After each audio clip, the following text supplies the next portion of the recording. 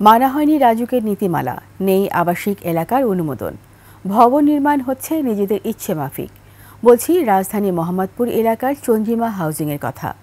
অবশেষে এলাকাটিতে অভিযান পরিচালনা করে রাজধানী উন্নয়ন কর্তৃপক্ষ। ভেঙে ফেলা হয় অনেকগুলো ভবনের অংশ।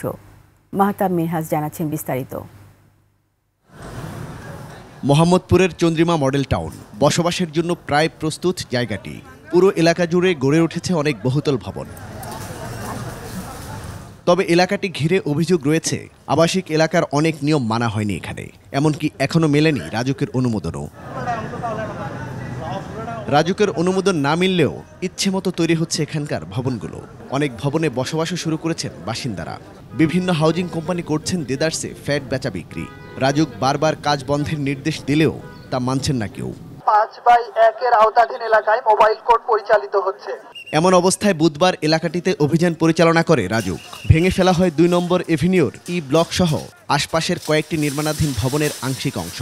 তবে এ সময় কোনো ভবন মালিক ম্যাজিস্ট্রেটের সামনে উপস্থিত না হওয়ায় আর্থিক জরিমানা করা হয়নি কাউকে। এই এলাকা পুরাটাই আসলে তারা অবৈধভাবে ভবনগুলো নির্মাণ করছে এবং চন্দ্রিমা যে এই প্রকল্প তারা নিয়েছে এটারে আসলে হাউজিং থেকে আমাদের রাজুক থেকে কোনো অনুমোদন তারা নিতে পারে নাই।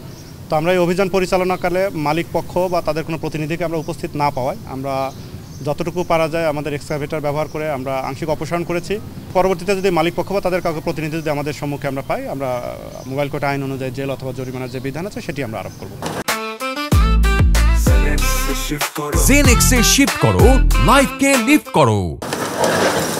তবে সাংবাদিকদের ভবন মালিকরা অভিযোগ করেন কোনো রকম নোটিশ ছাড়াই অভিযান পরিচালনা করা হয়। বলছেন শুরুতেই নিষেধ করলে তাদের গুনতে হতো না আর্থিক ক্ষতি। দোষ চাপান খোদ রাজুকের উপরও।